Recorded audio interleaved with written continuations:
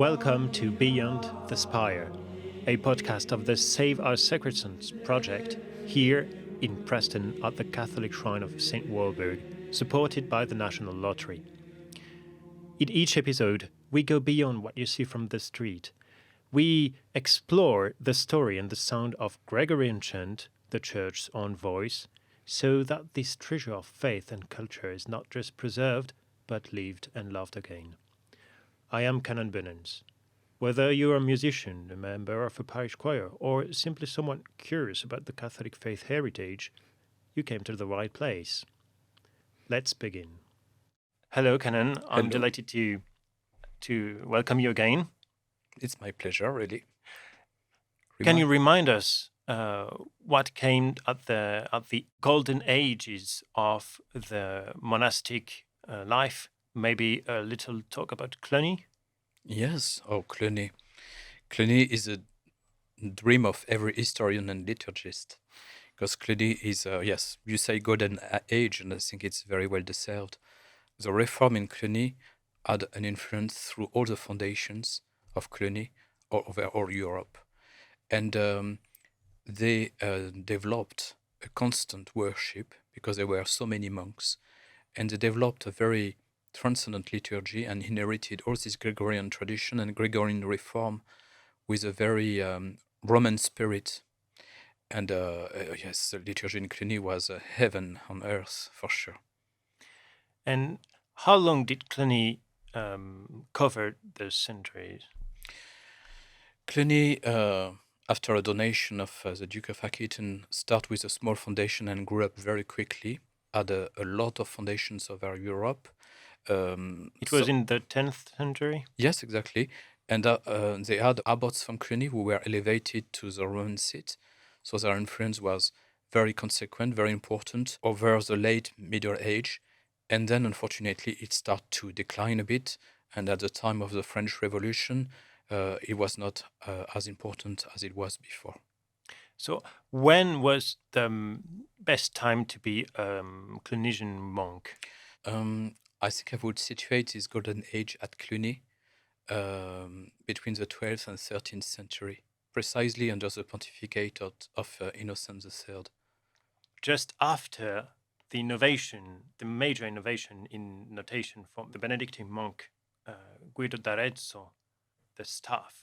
So now I have to admit something and to confess that after the 11th century, I'm not really an expert.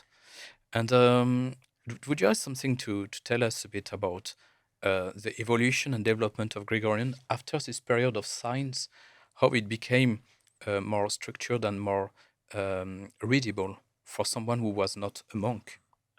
Gregorian chant was transmitted by oral ways. Yes. And we had these so-called adiastematic neumes. It means that there were pitchless notation, and they can't precise the performance of a Gregorian chant. And they added a single line on the top of the text. And this line was named after the note it represented. So it was a C on the first line, and each note on this line would have been interpreted as a C, and each note over that line was above the C, and below that line was the lower note. So how one could identify the other notes if only the C was on the line? They added another line, and this line was a different color line. So we had the C line, the F line, and every note inside those lines were between the F and the C. But, well, it is not pitch perfect yet. Yes, because if you're not in a monastery in the 11th century, and you are, let's say, just in a parish somewhere in Lancashire, and you don't have a monk to show you all these things, then how are you going to perform the music?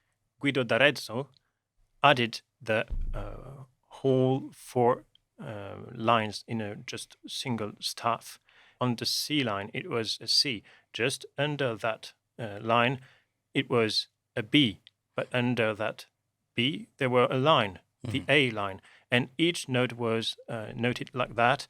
on the 11th century it started, Yes. and then has been developed.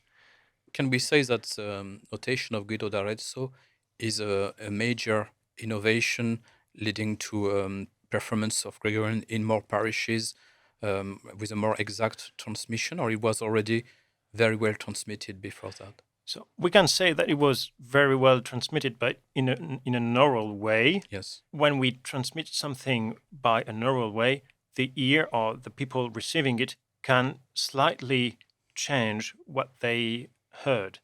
So the transmission was kind of different in the parts of the world. But the major improvement here is that you don't need to hear the music to be able to sing it. Mhm. You can even print it. The successive abbots of Solemn have done a huge work of recollection for Absolutely. all those manuscripts Yes. and printed works, and they tried to recover the original melody. Because fortunately, not everything was destroyed by Reformation and French Revolution. And there were some manuscripts that were saved in Italy, in Spain, in part of Germany. So we had a lot of sources. Exactly. This is called the paleographical study. Mhm. We can say that this is a major improvement, but this is also a turnover. Because when you can write your own music, you can also sign your own music. And this is the beginning of authorship in music. So Gregorian chant was not an authored music. It is the possession of the church and the church's children. Yeah. But when someone composes music and is able to write it, and he can share it, he can sell it, he can say, "This is my work." Composers began to be famous also with their good works. And we will see with Renaissance and other styles how written notation changed status in musical culture. Thank you. So finally, you wanted to know about what I could say about history, but I'm sorry because at the end I finished by questioning you, but it was very, very interesting. Thank you, Canon. The ancient monks, the ancient way of singing was a traditional way, so something transmitted from one to the other. So able to sing as well as the ancient, the oldest, Yes. the eldest. But when you just discover one score or one scribble and say that, yes, this is how chant is to be sung, but you haven't had this transmission, it may be different too. Yes. So difficulty for the church here is to keep on with a single voice, a single interpretation. And we will see with the school of Dongajar how this can be achieved. Yes. So perhaps would you like me to come again to speak about St. Pius X and all these different circumstances promoting the chant of the church? I would be very glad. Thank you, Canon, for Thank you. coming. Thank you very much. And see you next time. See you next time.